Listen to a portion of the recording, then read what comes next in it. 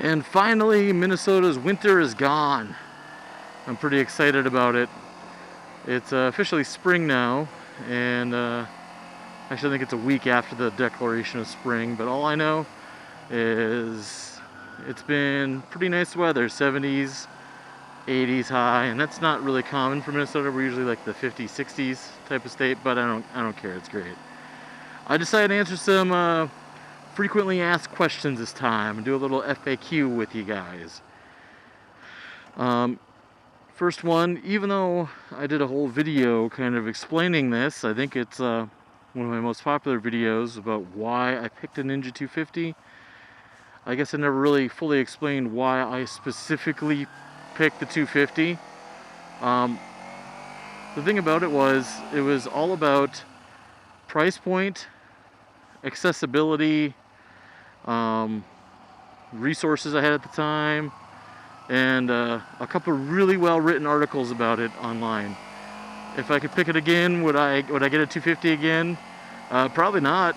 Not knowing what I know now, I'd probably have started on something a little bigger, like a FC6R. But was it a bad choice for the time? Hell no. It was a great bike for the time, and I'm glad I learned on it. I'm gonna say that learning on 250 is a good way to go. The only downside to it is if you don't have someone in your life who's going to take it over right away and you want to move up to a bigger bike, you're going to have two bikes. But I do use this thing a lot for commuting to work, so it still has its usefulness. Let's see here. I get a lot of questions about if I am this size of a guy or a girl and I'm this tall and I weigh this much and whatever, would I fit on a Ninja 250? You know what? Yeah, you will. I don't care how big you are, how small you are, whatever, you're gonna fit. Because it's the smallest bike that's like made for adults out there. But at that, it's kind of like sitting in a chair. It's like saying, am I too tall to sit in a chair? No, you could probably sit in your chair. Are you gonna be comfortable? Maybe not. Will you be able to sit on it and ride it? Yeah, probably. Now, if you're exceptionally tall, have exceptionally long arms or legs or whatever, yeah, you'll probably be pretty uncomfortable, or you might feel like you look silly. But really, you'll fit, and you gotta have at least a minimum inseam of something like 27, because I think the seat height's only like 30 inches. So, you know, unless you are comfortable running with or riding a bike with, you know, being off the ground, only putting one foot down, that works too. But yeah, pretty much no matter what size you actually are, you'll probably fit on a Ninja 250. Let's see here. Kind of tied to that question is a lot of people ask me this sort of related question saying, hey man, I've ridden dirt bike for a really long time. Do you think I should still start on a Ninja 250, etc.? Well, for everyone who asks me those questions, you know, that situation's unique to you. The real question is, do you feel like you're ready to ride a street motorcycle?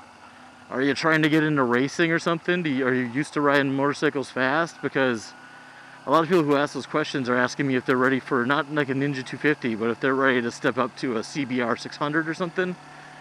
And, you know, it's really up to you. If you're good enough at throttle and brake control, you can start on any bike you want. Because really that's what the big things are, is throttle, clutch, and brakes. You know, it has nothing to do with how long you've been riding, because if you can't control those things and you've been riding 10 years, then if you suck at dirt bikes and can't seem to keep them on the ground, you're going to suck at motorcycles too. So don't tell me how many years you've been riding. Don't tell me what you rode before. Just tell me, do you know how to control the throttle and clutch and brakes on a bike? If you know how to do those things, then you're good to go, man. You know what you're asking me for. You already know the answer.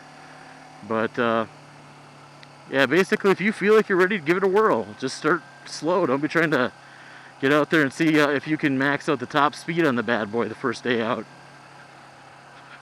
Let's see here. Another frequently asked question I get, even though I've explained this in numerous videos, how tall am I? How do I fit on the bike? How do I like it? Whatever.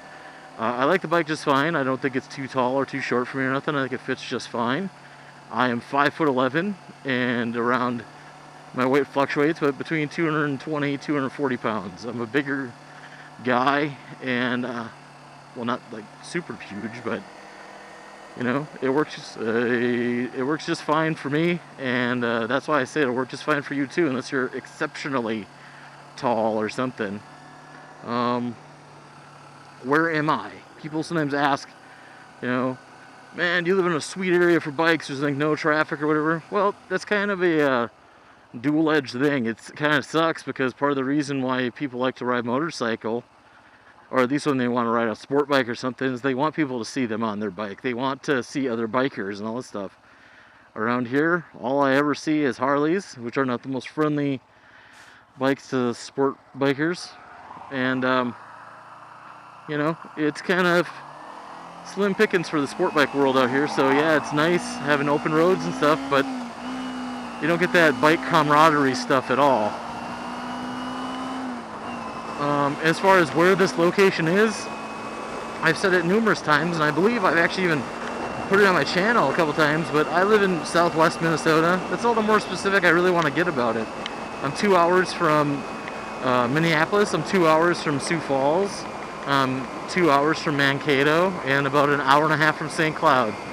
So you can do your own GPSing from there. But I would definitely like to ride with any of these local Minnesota people. Pretty much no matter where you are in state, I would, or even South Dakota or Iowa, I could make it happen. In Wisconsin, for that matter.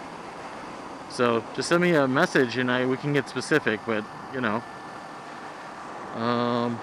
what camera do I use? Well, I did a whole special episode on that. But right now I'm using the Drift 170 HD Stealth. Pretty soon here, literally within the next week or two, I'll be getting the new smaller version of it. I think they just call it the 170 HD. So I'll be getting that pretty soon. What type of editing software do I use? 98% of the vlogs you've seen have been made with Windows Movie Maker, right off of my Windows 7 computer. So really, it's not a super awesome program. It's very limited, but it's really all the more you need to get vlogging. So anyone who wants to get into vlogging can get into it for the price of a Windows computer or an Apple computer for iMovie, which is way better. Or you can, yeah, well, pretty much any cheap or free software will do also.